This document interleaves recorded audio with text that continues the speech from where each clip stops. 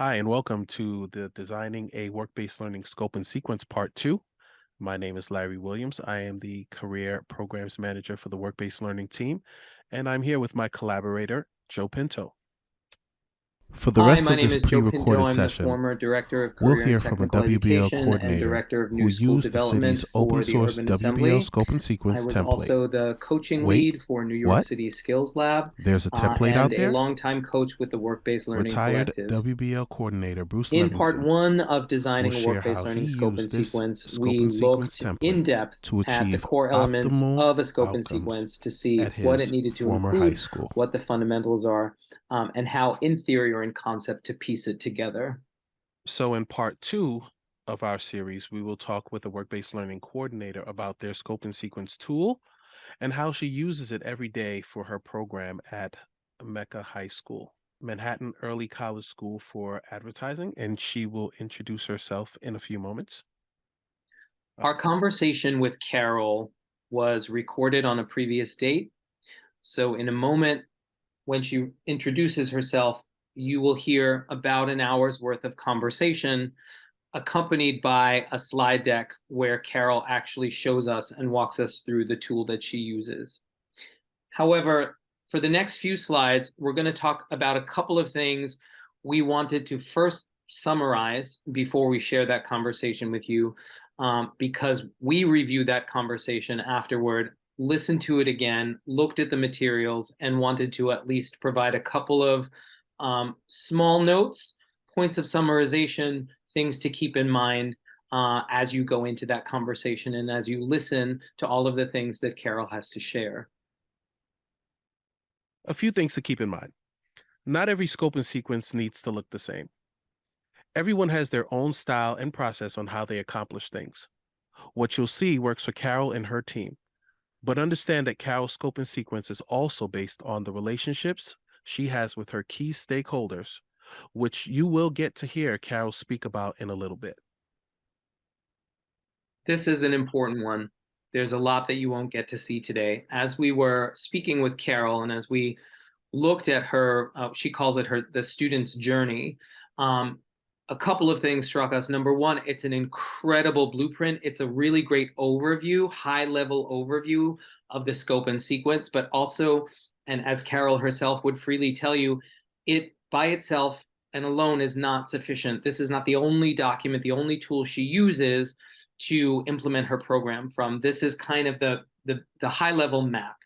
And behind it, which you will not see in this presentation, in the conversation that we have with her, behind it are myriad other documents involved in the execution of her program. So please just understand that you're going to have a hard drive full of materials that will help you both plan in a kind of a broad way and then in a very focused way build and implement your program. It's all going to be part of a toolkit of things that you use. For the moment, though, Carol's mostly going to be focusing on that one high level tool of the scope and sequence itself. Yeah, I think there's a lot about this process that we won't be able to capture during this conversation, but there should be enough information, enough useful information to get you started on how you design your scope and sequence. We'll be jumping around a bit. This is not a linear slide presentation, but a conversation. So we click back and forth throughout the deck that Carol provides to highlight some of the important parts of her process. I really enjoyed our conversation with Carol in part because it was a little meandering. She shared a lot of information with us. And as we talked, we found in the course of the conversation that it was necessary to refer back to things we had already said or jump ahead to things that were a little farther along in the slide deck. As a result, I think it kind of breaks the trope of that linear next slide please presentation. It also might, though, as a result, be slightly hard to follow in the sense that it is a little bit beautifully, messily everywhere all at once. But I think that's part of the fun.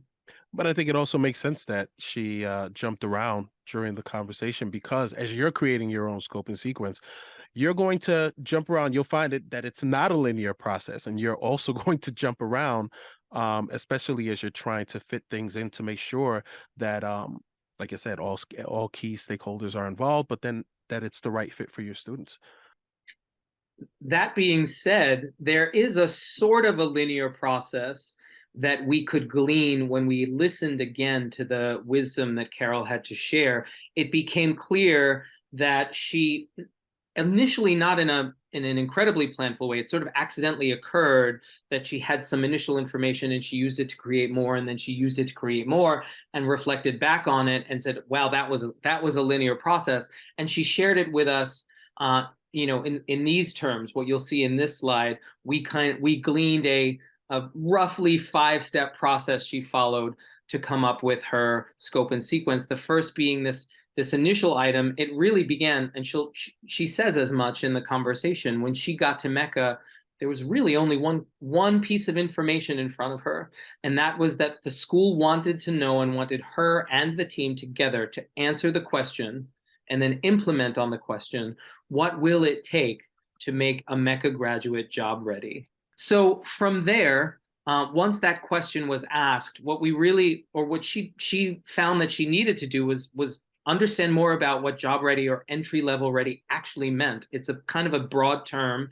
It doesn't reveal on its face what's included in this idea of readiness. So at that point, it was her partners, this company that she'll refer to again and again in the conversation, called 4As, that dug a little deeper and fleshed out and articulated what exactly entry level means in terms of the competencies someone should possess in order to be able to enter the industry. They're an advertising company, so they know really, really well. They do hiring all the time. They know what they look for in an entry level person. So they were able to articulate this at the level of actual competencies. And I think it's important, Joe, that you mentioned that the 4As, they elaborated on what entry level ready means. It's important not only that your industry partner knows what you're going to need in order to enter that industry sector, but it's also important for them to share that information with you, or that you're having conversations with them about those industry standards.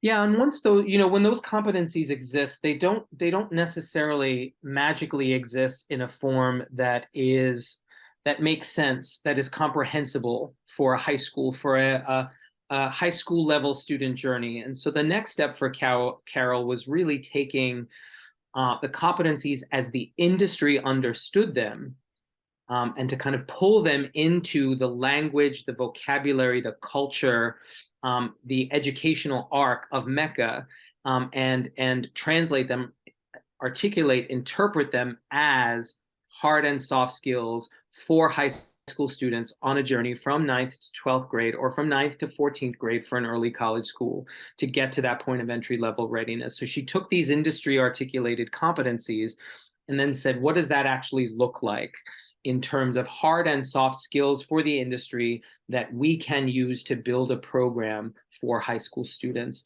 who are trying to get there, who want to graduate and want to go into this field.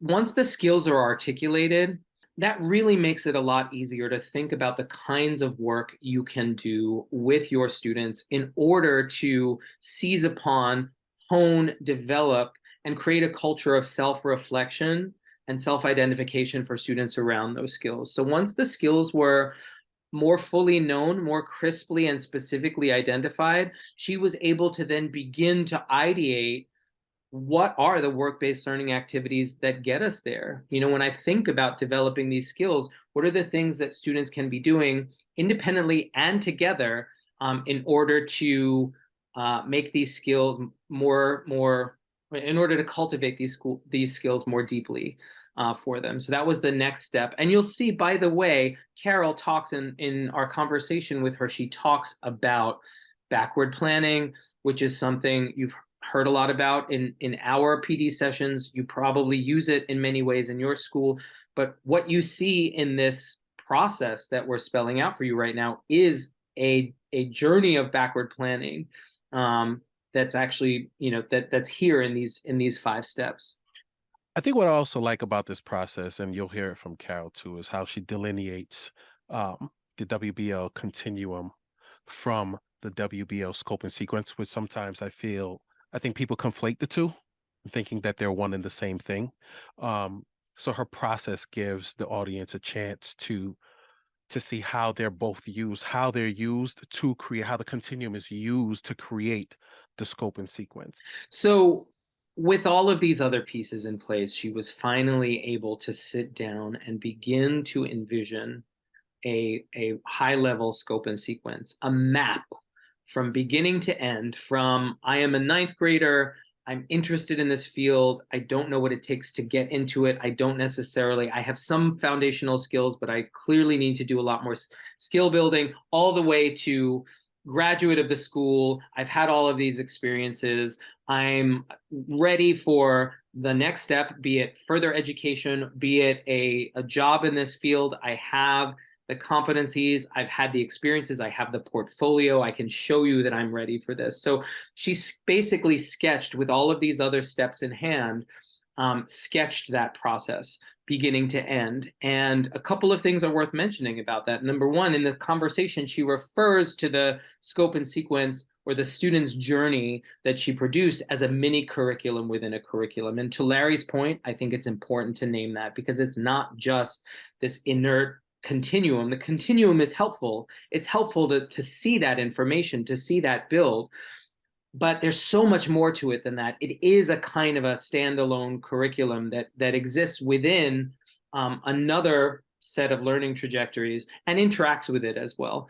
And the other thing worth mentioning is that she really felt that she had no choice but to do this all in a whiteboarding session. This is something we've never talked about before, but once she named it, it became pretty clear to us, yeah, you know what? We should probably talk to our schools about the value of sitting as a team together around this literal blank slate, where they could, with an erasable set of markers, brainstorm aloud in real time, take notes, begin to write things down, move them around, erase them, edit them. This gives you the opportunity to build something that is editable, but that you can also visualize together as you build it. And so we found her mention of the whiteboarding session incredibly important. You don't have to use a whiteboard, but the idea of sitting with your team together and collectively being able to visualize the thoughts as they're spoken, write them down, build upon the thoughts that are happening, that sounded incredibly important to us. So we wanted to name that here.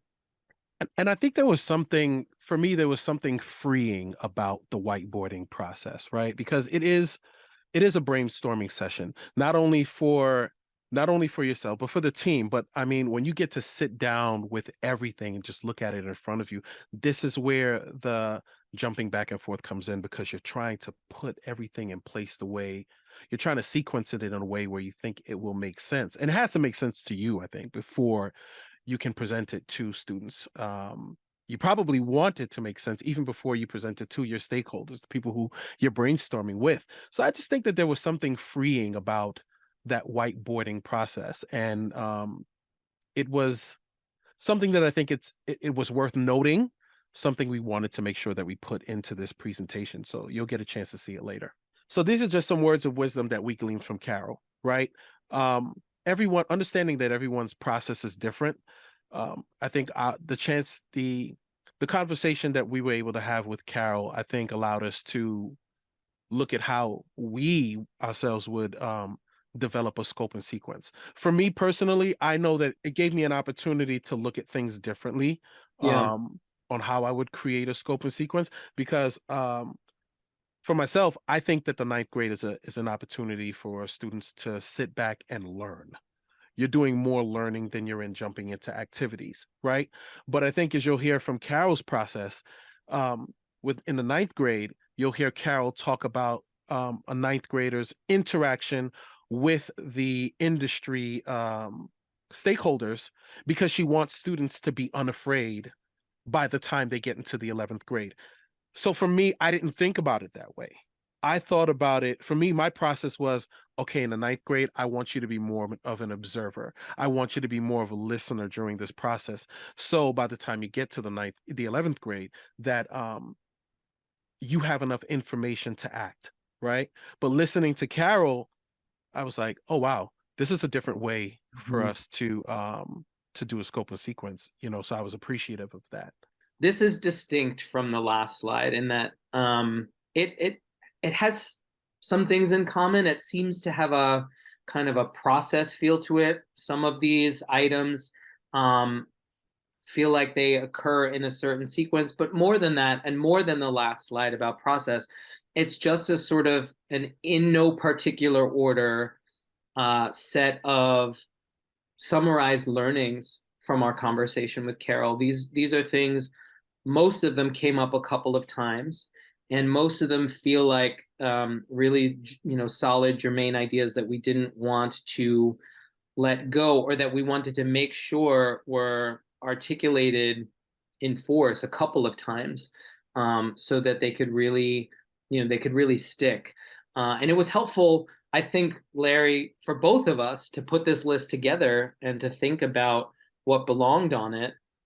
Revisiting it for me has been a useful way, not just of remembering the things that Carol said, but remembering, were I to design a scope and sequence tomorrow, what some of the things I should do or would want to do could be. To your point about Carol feeling that ninth graders needed to interact with partners to build courage and build comfort and confidence. I think that came, for example, item 3 here, right? Talk with and survey students to understand what kind of program will serve them best.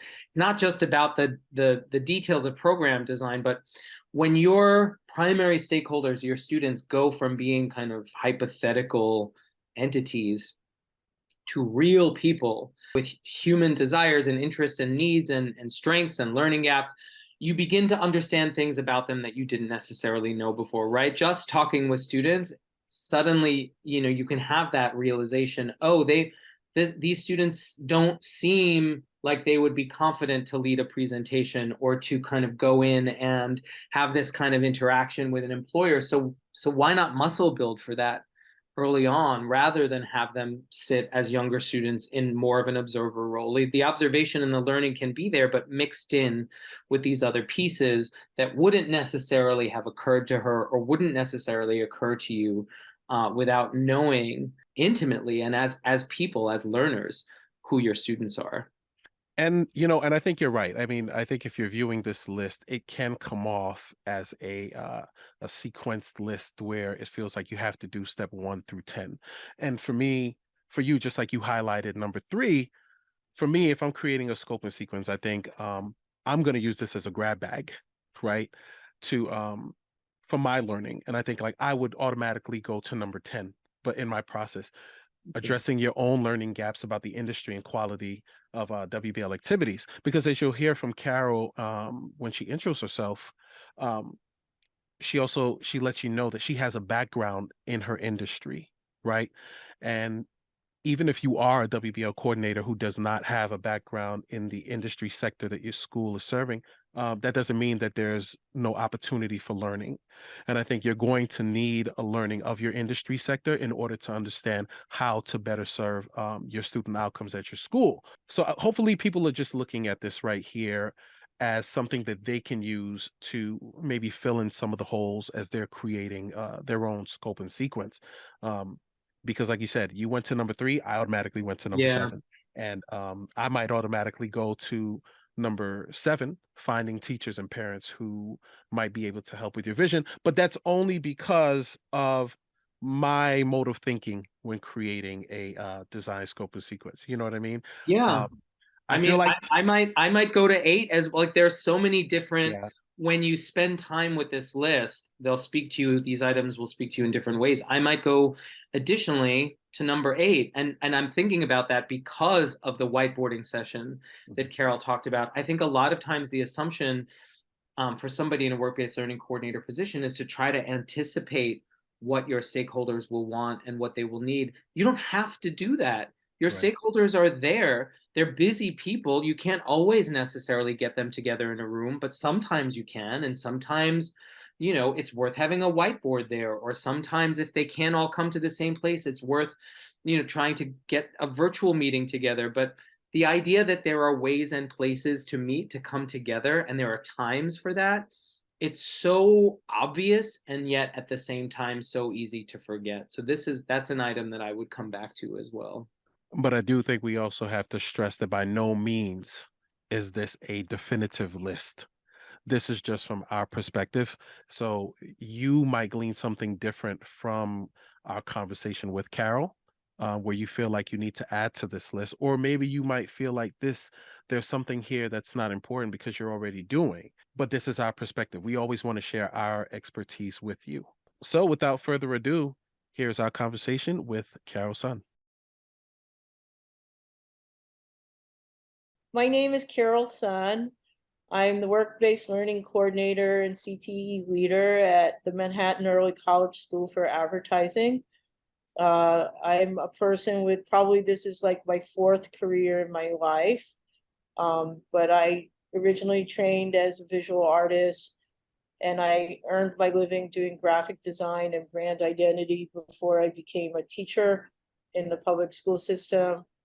I was an adjunct faculty at Parsons and my alma mater, Cooper Union, and I also did museum education at the Whitney. So I went from the idea of backwards planning. And, really like all I had when MECA started was this. And I would say I didn't get this information until 2 years into the program, but this is what I started with. So, it's like a giant puzzle. Like, what do you do when you get something like this? And so I had to really think.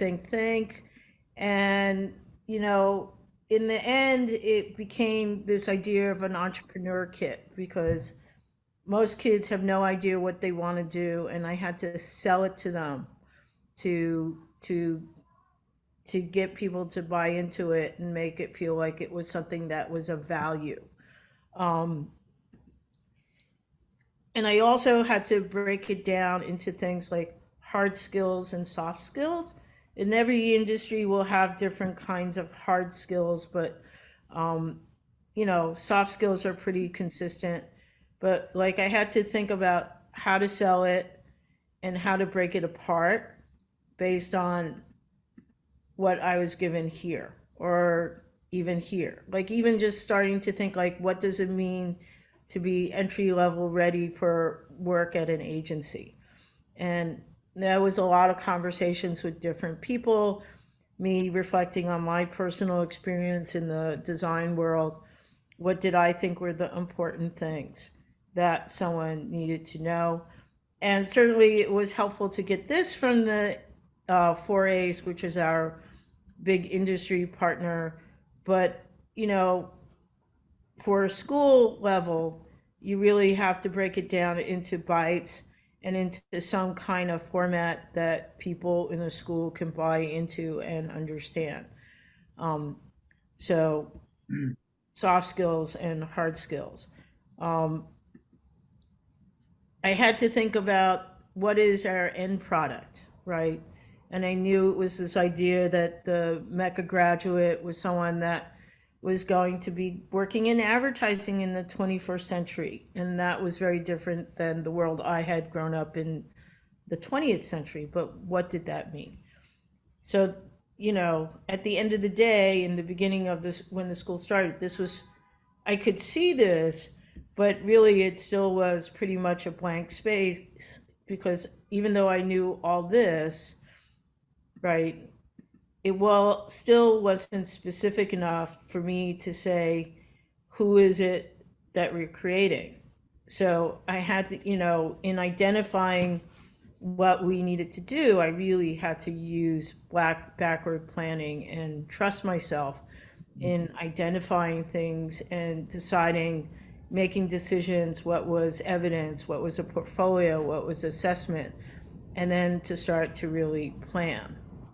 Can I ask you a question about that slide? The backward Which, plan. I mean, first of all, there's a wealth of information in each slide, so I'm hoping that we can maybe spend a little time with each one because yeah, I'm sure Larry has questions too. I feel really curious about how each of these slides came about. My question about the backward planning slide is this. So I think folks hear about backward planning all the time, right. practice it in various forms, but I guess you seem like somebody who can put together a slide like this, which is, you see in almost every presentation about education, but also you've managed to live it through and actually kind of do your work in a way that kind of follows this movement here. Is there any particular part of the backward planning experience that was hardest to get your head around, or that felt counterintuitive, or that just took a little longer to get the hang of than the others? I think it was, I think like the hardest thing was because I'm the industry expert in my school, was helping people who were not industry people to believe that I had the right idea or the right um, sense of what the kids had to learn. And then the hardest part, like in planning it, is, and this is something every year has to be readjusted, is that the kids change. Mhm. So the learn how, or for example, it's like we had this huge cultural shift of the pandemic, so that really changed this idea of, did it change the idea of the learning experience or not? Also, like, who is teaching all of this? So let me show you. I have something here that maybe will be very helpful in understanding this, right? Yep. So when I met Larry, it was around the time that I had created this. And I think this is around the time I had started in, Joe, when you were running Skills Lab. So Mhm. like I had created this student journey idea, and I'm going to go into show you more of that in a second.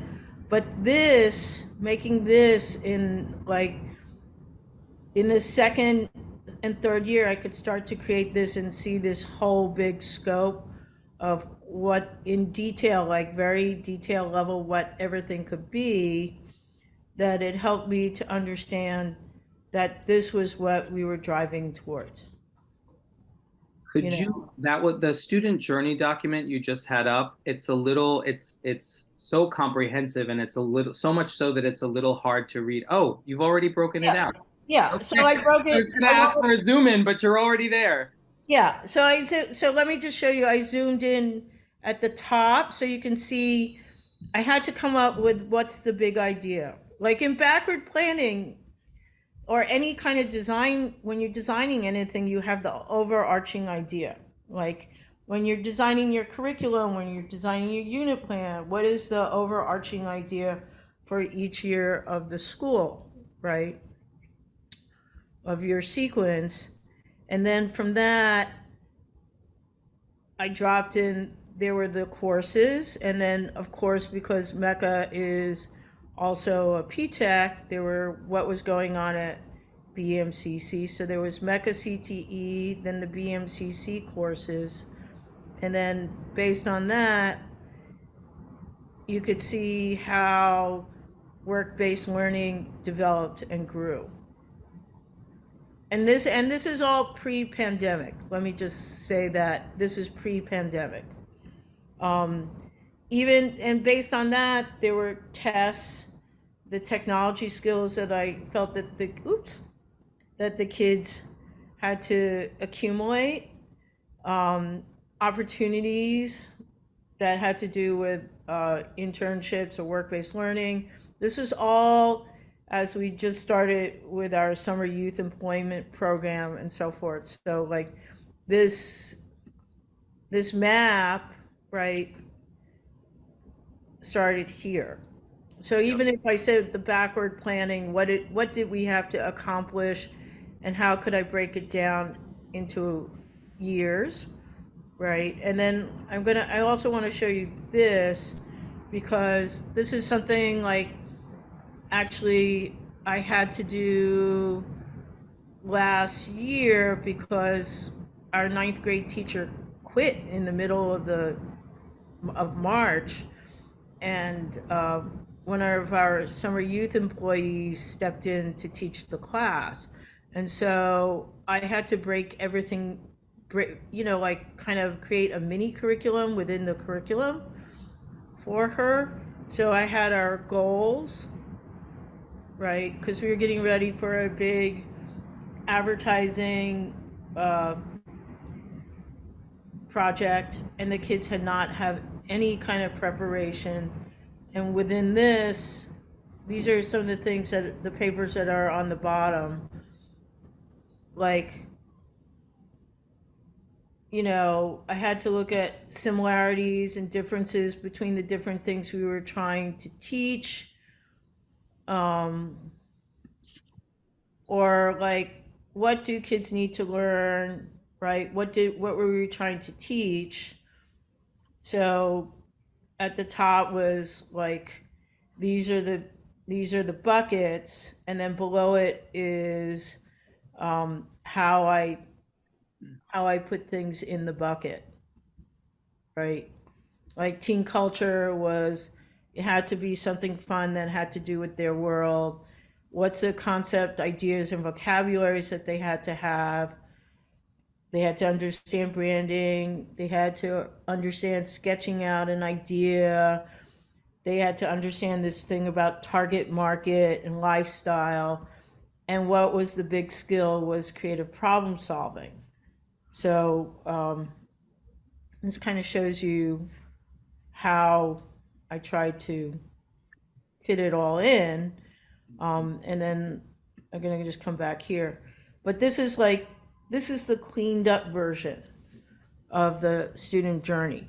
This is like, student facing. What do you do each year? Like in a bite for other people to kind of digest. Can we, if we can we just go back to the slide where you have the questions broken out? This one? No, it might be slide 13, maybe. 12? This one. Yep, this one right That here. one? Yeah, Yeah. with just looking at the big ideas, right? So like these questions, it almost seems the way they live in the journey map is that these questions inform what lives where. Because you Yeah. have like a MECA CTE course, BMCC course, but I also saw there was a work-based learning line as well, right? Right. Yeah. Um, So each color, like this is freshmen, sophomore, juniors, seniors. So so these are the work-based learning. but everything doesn't live just in work-based learning. So I'm just curious, who's a part of the conversations? I know you said 4A is involved, your industry partner is involved, but who else is involved in the conversations as you're putting this together? Um, Talking to my administrators, talking to students, talking to the teachers that would teach the program, or talking to industry partner and understanding what did the different buckets need to include. So at one time, do you remember Benoit? Al Benoit Yes. was Al Benoit by far was the best industry rep that we had, because Al was so willing to come in. He came to the school like every week and would spend time with me and time with the kids, and he would watch what was going on and come to me and tell me what he thought we were missing, or tell me what he thought we did well. It was a dialogue, you know. In some ways, my administration, like, they were very, very trusting to me. When I had to talk to them, it was more like, can we do this at this time? Could we pay for like lunch with the boss and stuff like that? But I had to kind of follow my own instincts, and also really trust my industry partner when they said what they knew the kids needed to know, or what they could do better at. And there were lots of times, I'm going to say, to be totally honest, I didn't always understand what Al was talking about. Like, with branding and marketing, because I had done the design work in branding, but I had never done the conceptual work in marketing or like deep that way. So Al had to help me with that. And um, wherever I could get information or people I could talk to, I did. So I kind of tried it was very important to keep an open mindset and kind of be willing to fail if I made a boo-boo. But I You didn't make many boo-boos, I don't think. you mentioned something in the process that I don't think I really hear many people talk about, right? You said you talked to the kids. What is that conversation like as you're Um, putting this together? okay, so let's come over here. You have to know your kids, right? Like, where do they come from? What have they been exposed to? What do they understand? And I realized, like, the typical MECA student, like, their understanding of professional careers all comes from media that they've been exposed to. And if they're lucky, maybe someone in their family has a career that the student has gotten some kind of insight about what does work look like, what could work be. But also that means that, if like my students come from immigrant families or kids who really have come from chronic underserved communities, a lot of their conceptions of work comes from television. So they've seen ads, but they didn't know what anyone in advertising really did. Many kids would say to me, oh, I want to be a lawyer or I want to be a doctor because they see that on television, but they don't really know what what do you really what kind of skills do you really need to have those jobs, and what kind of training do you need, what kind of college degree or investment of time, so I had to figure out a way to bring it to them so that they could digest that, right? So part of that was like helping them to just be comfortable with visual things, because advertising and media is all visual. And I had to create this idea of visual thinking, which wasn't art, but it was a way of saying, hey, you can use design and creativity to problem solve. And problem solving is a big skill that you need in any kind of career. And then, of course, they live in a world that is very graphic and, Instagram, uh, social media. So graphic design was a very logical step for them to become involved with. Plus, we also had to offer some kind of certification. So the certification that our kids get, primarily, the knowledge starts in the second year when they start learning Adobe Creative Suites and Photoshop. Um, so, it's like, oh, you don't, people in advertising are not the only people who do graphic design, who use marketing, or who use branding. Doctors use it, medical places use it, lawyers use it. Even now, the police department is branded. Everything's branded. So, whatever you want to do, and I'm going to say this, lots of kids now um, talk about being they look at Instagram or YouTube and they want to be an influencer. An influencer is an entrepreneur.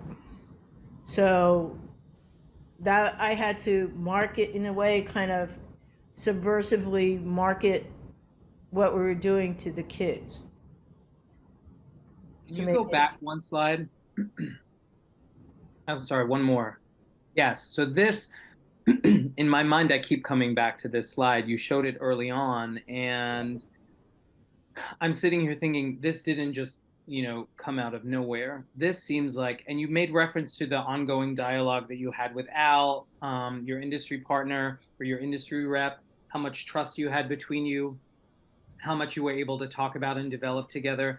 Did this come out of those conversations, or how did this come about? Because this here strikes me as, even before we get to being able to formulate the big ideas or the big questions, right? From visual communication to graphic design to marketing and advertising, this seems to precede that as a way of kind of concisely, in a nutshell, attempting to articulate an answer to your very first question, which was, what does it take for a graduate to be ready for exactly? So Right.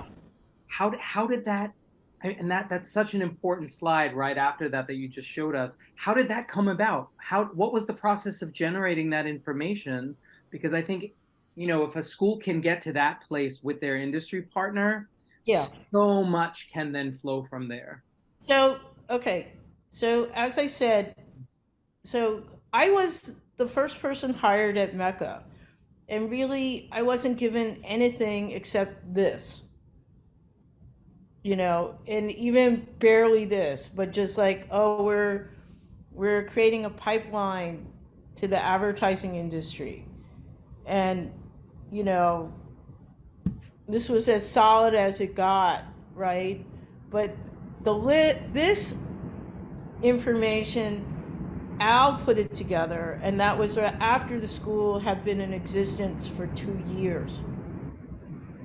You know, he knew that Al realized, like, I needed something much more detailed and actionable that I could do. That otherwise, like, where does everything live? How much internships do the kids really need? What do they really need to understand? What kind of software do they need to use? Like, in the beginning, I didn't even think about Excel. I knew about the Photoshop certification, but I didn't really understand what to do with Excel. And that they came about later. So, like, something that we didn't have expertise on, like if you look down at the bottom of competencies, it says strategy.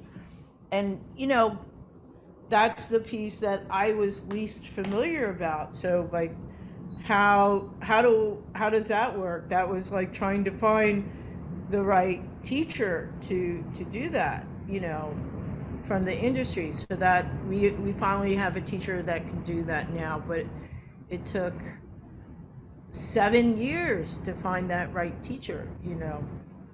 Yeah. So It's interesting. I'm thinking, so one thing that recently came up in a coaching conversation with a work-based learning coordinator at a school was this idea that being able to articulate all of this and pin it to a scope and sequence is important, not only in that it tells you what gets included in your arc of work-based learning, but it's just as important for how it can tell you what's excluded, right? And you sort of raised that point when you talked about how many and what kind of internships do the kids really need. Absent a document like this, it's very tempting to think the more the better, and then more just becomes more, because there's not a fine-tuned sense of these skills, not these skills, this knowledge, not this knowledge. So when you can, what I really appreciate, one thing I really appreciate about this is that when you can home in on more precisely the skills, the knowledge, the behaviors, the habits of mind that really go into being ready for for further education, for a career, you can say, all right, then this is what work-based learning needs to do. It needs to be geared toward those things, and we can begin to kind of exclude or winnow out kind of all of the extra stuff that's just kind of, it's tempting to throw industry experiences at students, for their own sake. And when there's not a honed or precise idea of what the experiences need to develop or build. I think I want to come to this slide here because, you know, like, even though I had that, like, work-based learning to me is all about teaching kids about the reality of a job. And a lot of it, part like the hardest thing, or probably the most important thing for the kids to get, are the soft skills. You know, like the hard skills they're learning in the class, whether or not, they're good at it all, but it will be easier for them to find a job in the industry if they have good soft skills, I think. Because if I read what most workforce people say, like certain specific skills, if you have the soft skills, you're already motivated, and you can make the commitment, and you have the discipline to go into a work site and then have that company teach you the specific technology or the process that you need. So when I have to take this, it's like the engagement. I always start thinking about what are all the different kinds of fun fake work experiences that I can create for a student to be able to take their skills and reflect on it, or use their hard skills and show it off. But in the end, it always, like the piece that always seems to live the longest is the soft skills in the work. I think, these becomes, the more work-based learning you do, this becomes stronger and stronger. What's if we can go back to the slide, the other side, the slide, the with the competencies. And I hear you, Carol, on this, on the soft skills, but I'm looking at this slide too, and I think maybe because we've seen other potential scope and sequences, something about this slide just reads intentionality to me. Like there's an intentional conversation that happens between you, the industry partner, and the students. I can see all of it in this slide. I mean, granted, this looks like something that can probably be revised. I'm just looking at certification and Facebook blueprint. I mean, right now we're already on Instagram and stuff like that, but Oh yeah, you know this what I is, mean? yeah. But some of the things like writing composition or writing advertising briefing, I'm looking at those things, and I don't think those aren't just pulled out of the air. I think like a conversation definitely happens. I think, and I mean, you're speaking to the conversations that's happening. So I mean, I just see a lot of value in a slide like this. Um, I actually took the high school certification that Al gave me, and then I tried to actually create standards Hmm. that we could use. Um, but I don't have it added to the slide deck. But Okay. I did try to turn them into actual skills, like technology skills, or right. It was like I can't even think of the list right now, but I did try and create standards that could follow each grade, like what you had to accomplish in the standard for each um, grade, in terms of, like, here, let's go back to this, right? Like, um, in year three, it was all the branding, for example, all the branding and marketing competencies lived here. You know, um, like I had to break it down I had to break the four A's goals into each year to see what we could do. But there's also a conversation that happens with, I'm just noticing from this slide, there's also a conversation that includes the college partner. Yes, and that was Gregory, Mr. Bryant, or also, like, when the school goes through your NICET approval. There's all the conversation with your college partner and the industry partner where they look at the curriculum and they make suggestions and stuff. Can I ask you to, because now, Yeah, and if you are having these conversations between yourself, the industry partner, and the college partner, yeah, um, and and I know the beginning slide we're talking about basically reverse engineering, planning right. backwards. Who who who makes who has the final say? Is it industry or is it college? For what the kids have to know. Yeah, because I mean that changes. It changes, and sometimes I think college standards and industry standards don't align all the time. I think, well, okay, so in the advertising and media industry, there are vast amount of jobs and skills, right? Like, like you have people who specialize in uh, creating video and production. You have people who specialize in marketing or strategy. You have people who specialize in graphic design or logo design, brand identity. So I would say for our industry, to me, the the person that I or the group that I look to most is probably the advertising industry. Okay. Is because our college partner, they teach digital marketing. That's one thread. Then the other thread is multimedia arts. So that could be video, animation, or graphic design. So it's like we're only a 3-year sequence. We're a little school, right? We can only have 3 or 4 CTE teachers. It's not possible for us to uh, to teach everything.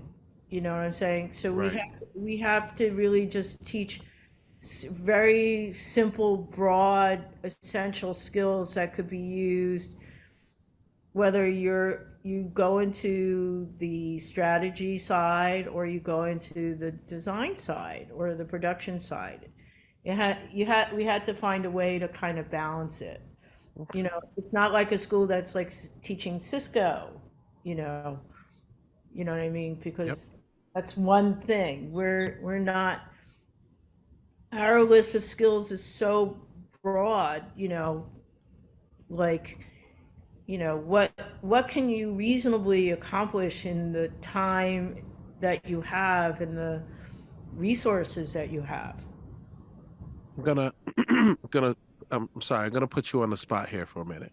Okay. So you're a new work-based learning coordinator. Right. What are the first three things you need to do as a new work-based learning coordinator when you're developing your scope and sequence? Okay, so you're brand new at a brand new school. Um, Brand new at a brand new school. It doesn't have to be a brand new school, but you're just brand new to the position. Um, you've you're just brand new to this. You're brand new to the position. um i would I would try and create some rules and guides for yourself, you know like, and find people, develop a strong relationship with your industry partner, you know, have create time where you meet regularly so that you can create some together, you can create something like this, or that they can create this for you, because uh every work-based learning coordinator is going to show up with a different set of, um, history and prior knowledge about the industry and stuff. So like, are you coming from the industry side, or how much industry experience do you have to begin with? And trust in that, but also like trust your partner, because in a sense they know it, they have a better sense of what they want to see come out of the school, right? They know what the graduate needs to be employed in that field. And then you as the educator are going to be the one that has to kind of analyze it, and kind of like it, you have to keep boiling things down, and understand, you know, the overarching idea for each year, right? Like if I said my whole overarching idea for this is to prepare a kid to be entry level, right? So, it's like you kind of have to let yourself be the master of scaffolding, Hmm. and having a vision, have a vision. Don't be afraid to have a vision, and then see how you can make the vision come alive. You know, do we really have all the pieces that you need? Like I remember when I didn't do lunch with the boss, we just did React, and then I realized the kids didn't know, weren't getting mentoring. So how could they end up with mentoring? In what could mentoring look like? Our industry is not an industry where you have people staying at a company for years and years, and people who have lots of free time to mentor kids once a month. We're very, advertising is a very aggressive industry. So like if I could get someone to come in twice a year to meet with kids for a couple hours to speed date, that was a success. So you know really look at who's your partner, who are your kids, what are your resources, and don't be afraid to be creative. You have to be very, very creative about making some kind of authentic and real experience for the kids that they'll value and they'll appreciate. Could you return to slide 9 for a moment? Yes. My laptop might die soon. This It's, one here. yeah. Okay, well, we'll try to make the most of the time we have left. I'll go. Do you want me to go to a particular Go to the section? overview one if you can. That's Okay. sort of like the one where you see everything at a glance. I'm curious to know, you've talked a lot about external members of the team, college partner, industry partners. I'm curious to know more about internal team members. That was my next Who question. Ah, mind melding, Larry. Who was involved in, well, we've talked a little bit about who was involved in creating this. How is this used and who uses it? And the reason I ask is because it comes up again and again and again in our conversations with work-based learning coordinators. For a program like this to be effective, the work-based learning coordinator cannot be an island unto themselves. They cannot be the only person who carries not just the knowledge of, but the excitement about this work. And you mentioned earlier, you said one of the hardest things to learn about backward planning, or one thing that you didn't expect or that was counterintuitive when you jumped in and started doing it, was this idea that you had to get the teachers to trust you as somebody who possessed this expertise, and that that what you knew about the industry and the skills and the competencies and the concepts, that it all mattered, and needed to be backward planned into something. Presumably, we're sitting in a place now where that was years ago, and you have since earned the trust of teachers, and the teachers have since sort of given over the keys to some of the major pieces of the school where things can happen in classes and can happen in little places in school life, where it's not just the work-based learning coordinator kind of trying to wedge or shoehorn in what they think is important, but there's a shared sense of the importance, and of the the what and the why why are we doing this and what does it need to look like? Can you speak to the internal team members who are involved in making this a reality? Um, so MECA is in our 9th year, and I would say, um, when we began the school in the first 5 years, there was a very strong connection to this plan, and all the CTE teachers participated, used this, were happy to use it, and really work toward all the common goals. And now our challenge has been, because we've had some turnover, is how to bring the new faculty up to speed on this. And the challenge that is there is that there are several things. One, does the faculty have the same kind of industry experience as you? And sometimes they do, and sometimes they don't. Like, for example, we have our new graphic design teacher comes from video production, so he understands the value of all the things that we're teaching, but he hasn't specifically, you know, um, you know, lived his existence as a graphic designer, right? So my challenge is like how to help him to be able to bring these things, make sure certain things are taught in the curriculum. The same thing, like our new 9th grade teacher, um, she worked in newspapers, but she never really worked in advertising. So, like, for example, something that we're going to do during Regents Week is that we have a big professional development which is being put together by the 4As, for the teachers to really understand what is advertising, and then to look at what are our big advertising competition, and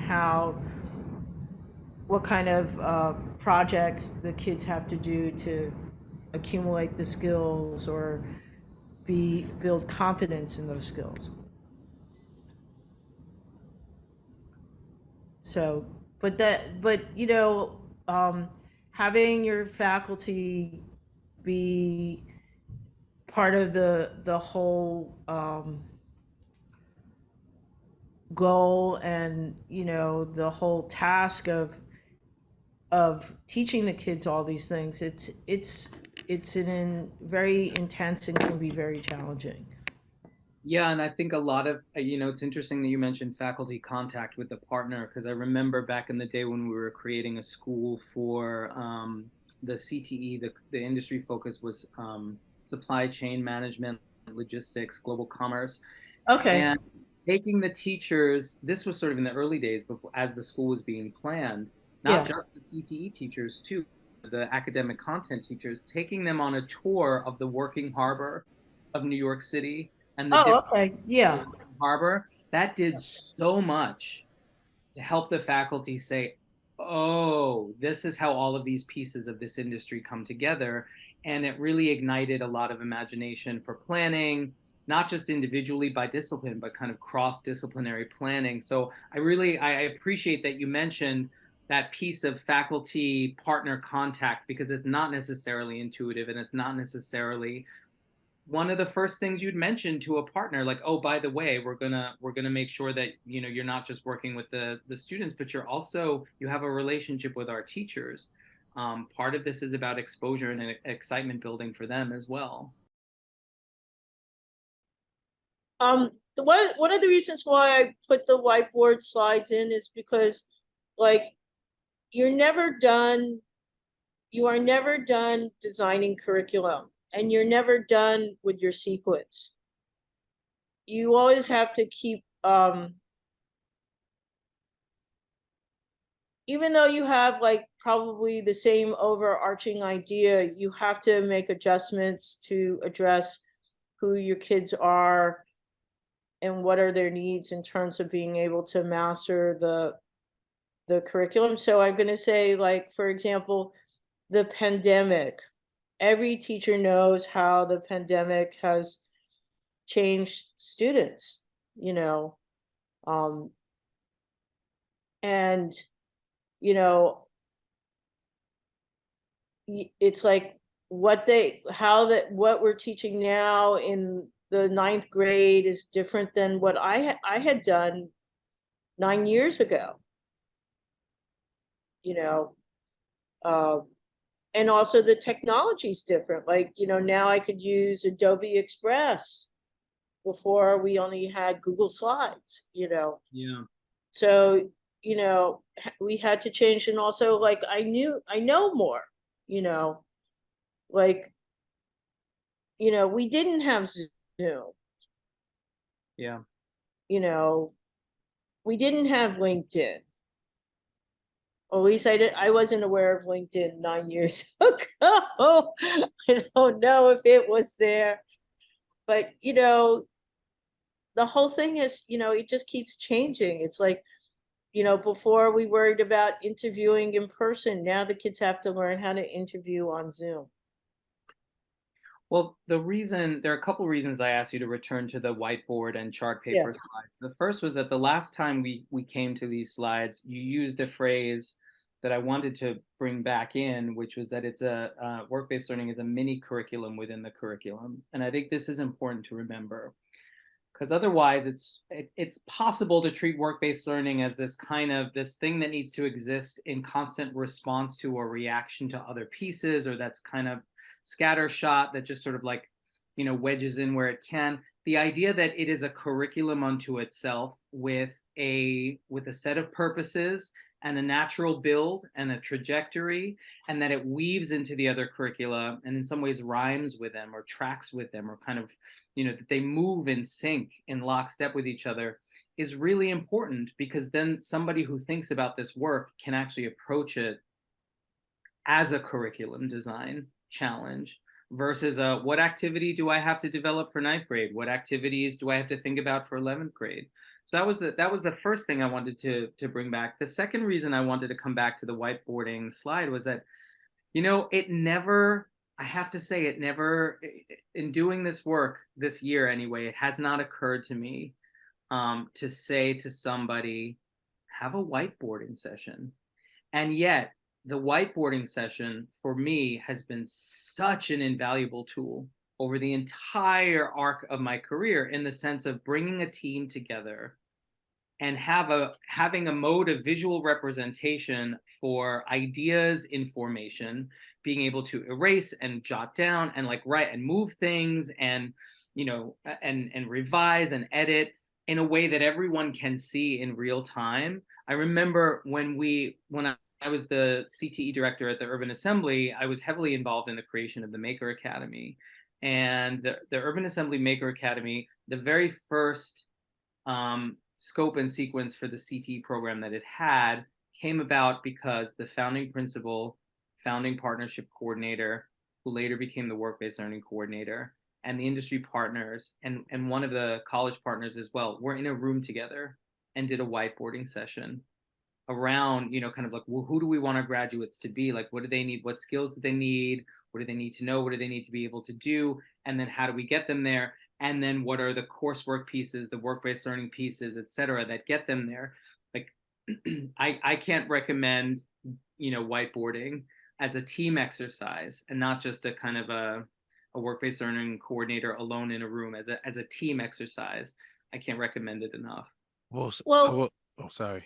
Yeah, no, I just wanted to say, like, I still remember the first summer before MECA started with Dr. Tossman, and the 6 teachers sat down and we had to draw a portrait of the typical MECA student.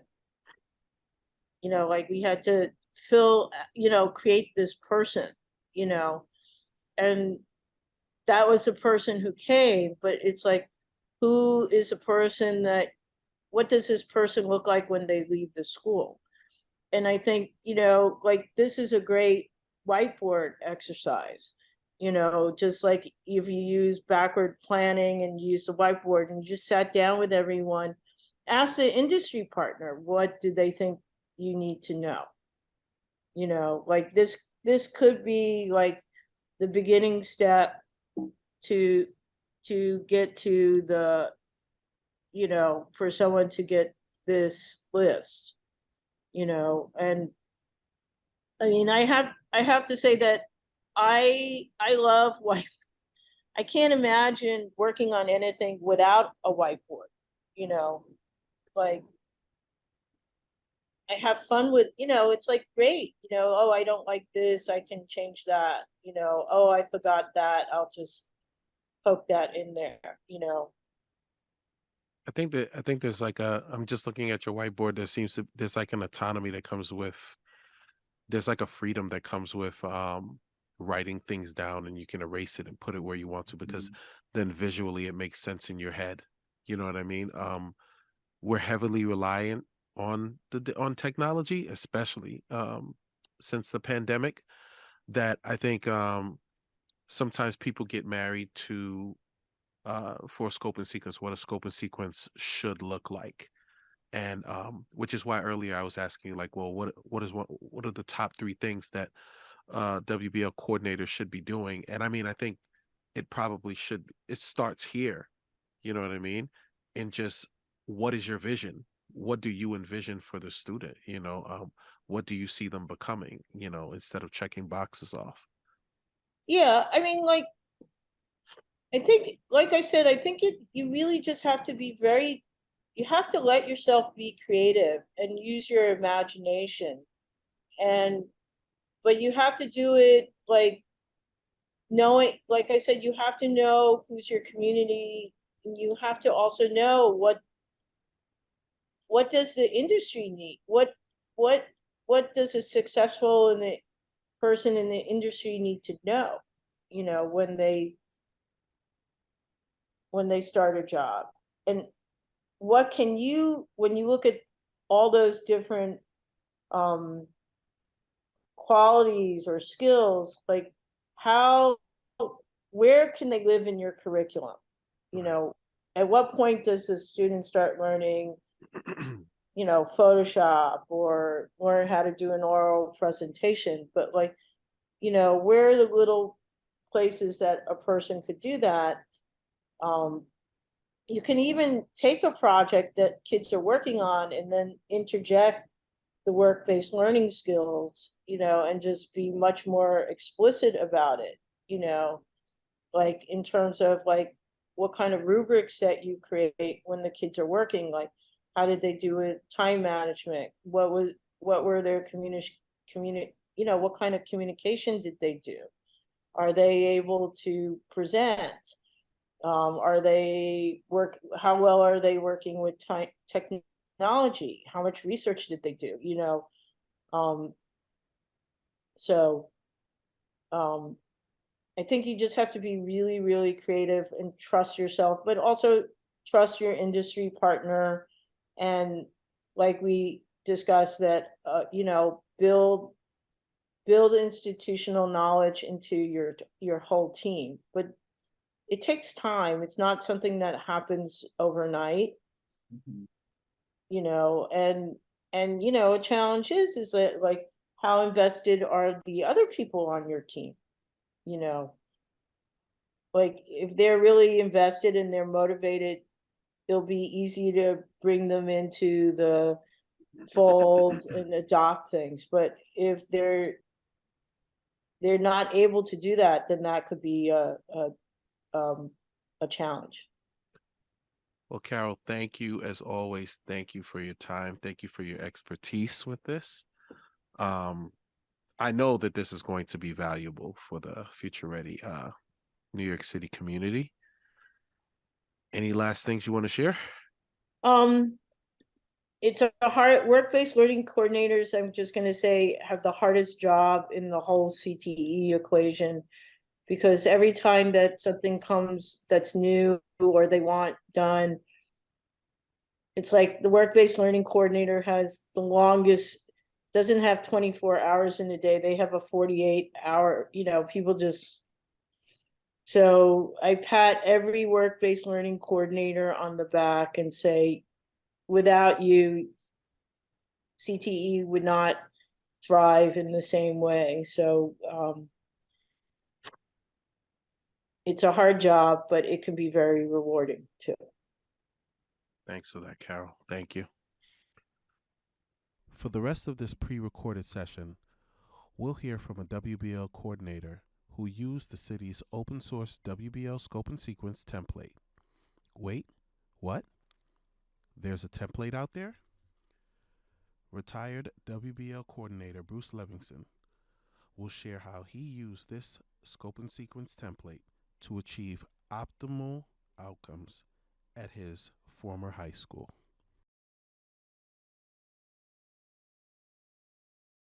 You yourself may have already found and used this template. If you have not, you may know somebody, you may know another school that has. A number of high schools in the city have already successfully implemented or begun to implement work-based learning programs based on or with the help of the city's scope and sequence template. One high school that used this template in a major way to build out its own work-based learning trajectory and its scope and sequence tool is the High School for Health Professions and Human Services. We don't have, in the same way that we had with Carol, we don't have a long and rich and detailed recorded video conversation with the work-based learning coordinator from this high school. But luckily, and you may have met him already, I'm sure you've heard from him in a previous PD, we were able to get on the phone about 9 or 10 minutes of just recorded input feedback from Bruce Levinson, the former work-based learning coordinator for the High School for Health Professions and Human Services. And he talks about the continuum of work-based learning activities that he recommends on the basis of the city's work-based learning template that he used to inform his program. Hello, my name is Bruce Levinson, and I was the WBL coordinator and medical assisting instructor at the High School for Health Professions and Human Services. I would like to thank Larry Williams and Joe Pinto for providing me with the opportunity to discuss the work-based learning scope and sequence map from 9th to 12th grades. Okay, I'd like to begin with the 9th grade. First, begin with the student and parent orientation. Invite current students, alumni, fellow CTE instructors, guidance counselors to speak with prospective new 9th graders and their parents. This is very important about the rewards and demands of your specific CTE program. Discuss the paperwork involved, the time commitment required for each of the programs that your school has in the CTE programs. Make sure that you include the industry components and the certification requirements. It's extremely important that parents are involved and on board with the entire process from the beginning. Okay? Also, in the 9th grade, as far as the scope and sequence is concerned, invite guest speakers from your industry partners to explain possible career choices, the educational requirements, the specific skills needed, and the certification and licenses required for career choice. Have speakers discuss their specific roles and a typical day at work. Have them talk about the most difficult experiences and the most rewarding experience they had at work. What made them decide on their career choice? Also, have your students prepare questions before the guest speakers arrive. This is important to get them interested in possible career choices in the 9th grade. There are several items that the student should be taught before concluding the 9th grade: an academic and professional resume, a cover letter, thank you letters, soft employability skills, telephone etiquette, professional attire, mock job interviews, the 30-second elevator pitch, career days. They should be attending college fairs, workplace tours, and encouraged to do community service opportunities. The students should prepare graphic organizers and begin a CTE digital portfolio that will follow them through the 10th, 11th, and 12th grades. All of their CTE experiences should be archived in this space and digitalized for their future goals. Okay, once this is all completed, we begin the 10th grade. The students should continue working on and improving the items placed in their academic and professional resumes, their cover letters, so all this should be updated in the 10th grade and include their experiences that they are continuing with. Students should also continue working on the following items. Start preparing an SAT prep course for them for those interested in a college opportunity. The soft employability skills should be improved. Telephone etiquette, work again on professional attire. None of these that were implemented in the 9th grade should be overlooked in the 10th grade. Mock job interviews, 30-second elevator pitches, more career days, start beginning college fairs, increase their community service opportunities, and once again, they should be continuing updating and adding to their digital portfolios. Guest speakers and workplace tours should continue throughout the 10th grade. Parents should be invited for a CTE meeting to discuss the events that will be occurring during the year. Parents should also be encouraged to volunteer and chaperone field trips. Parents should also be used as a network to increase your industry partner base. You never know how a parent may be able to assist you in your CTE program unless you ask them. So these are important items. Students should also be encouraged to enroll in a 10th grade workplace challenge. This is a project-based assignment that students will work on with the guidance of their mentor and their industry partner and the WBL coordinator. The project will provide support for students to eventually achieve an internship in the 11th and 12th grades. Students can also begin job shadowing experiences. Students will be invited to observe professionals in the workplace of their career choice. Students would be required to observe and take notes. Students will be asked to complete a training plan for each of these events. Students should also record their experiences in their digital portfolios. Once the 10th grade is completed, the scope and sequence for the 11th grade should be as follows. Parents should be invited again to a mandatory meeting to discuss possible paid internship opportunities with supervised clinical experiences when required. Parents should also be made aware of SAT, and the college office personnel should be invited to these meetings to discuss the college application process, financial aid, scholarship opportunities, and the parents should be encouraged to volunteer for career day expos. Never be afraid to ask. Parents are more than willing to volunteer their time, but usually just don't think of it unless you ask. Okay? The student requirements for the CT program in the 11th grade should include a career and financial management course. They should be updating their academic and professional resumes. Make sure it's grammatically correct and in the proper format. Their English teachers should be involved in this process. Continue to work on the elevator pitch and the mock job interviews. Update and add experiences to the digital portfolio, enroll in more advanced workplace challenge opportunities, and apply for paid internships and clinical supervised experiences. Okay. Also, you might want to begin to preparing the students for the professional certification exam and the clinical component. It's never too early to start. The scope and sequence for the 12th grade. Once again, parents are the key to the student's success and must be an integral part of the CTE process. A 12th grade meeting in September is vital. Parents must be made aware of upcoming certification exam, the clinical component, invite the college office back to explain the final aspects of the application process for college, the financial documents necessary from the parents, the financial aid component, the scholarship requirements. Parents must also be made aware that the student's responsibility for the supervised and clinical experiences and paid internships. This is the culmination of their CTE certification, and it is vital that the parents are made aware of all the requirements so that they can ensure that their students will be successful. It will be much easier to get their support if you keep them informed of the process from year to year and not just at the 12th grade. Okay, 12th grade requirements. Their final academic and professional resumes should be finalized. The cover letter should account for all the clinical and professional experiences. Students should enroll in a final workplace challenge experience with their industry partner of choice. Students should also apply for another paid internship and supervised clinical experience opportunity. Students should be made aware that they have completed all the requirements for the CTE certification. The WBL coordinator should have a one-on-one interview with each and every student at the beginning of the year to make sure that they have fulfilled all the requirements and what they might be missing.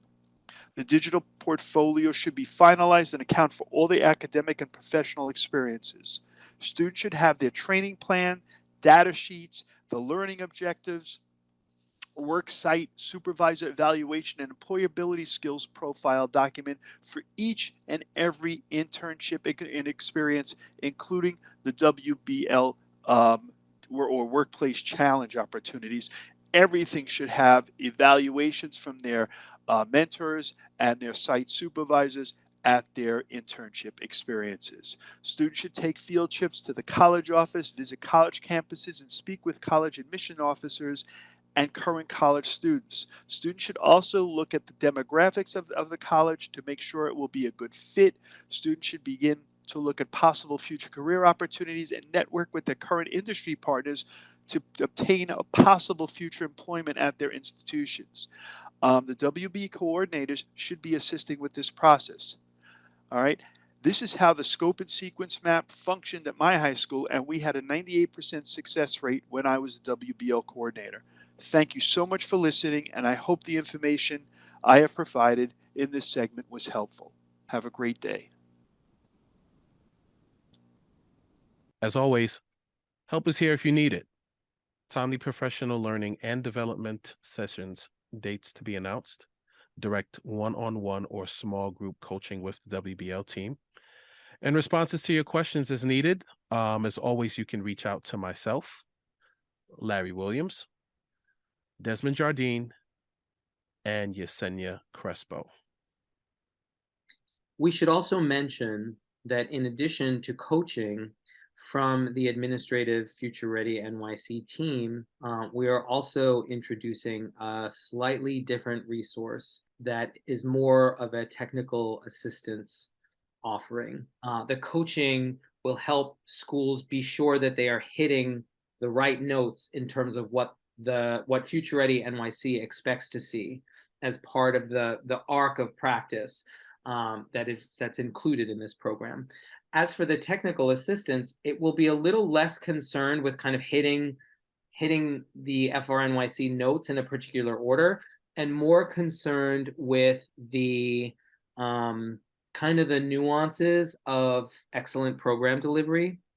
You know, kind of those will be moments to sort of pause and look closely at a certain corner of practice, and rather than ask questions about whether it's kind of like situated correctly in the scope of FRNYC expectations, which is important, we'll rather ask, what does it take to do this well?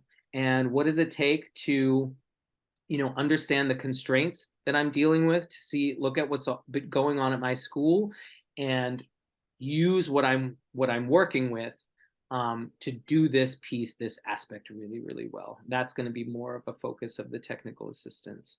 From Joe and myself, we'd like to thank you for attending our Designing a Scope and Sequence Part 2 session. And we look forward to working with you in the future. We do have a follow-up live session, Designing a Scope and Sequence Part 3, on January 30th. Take care, everyone.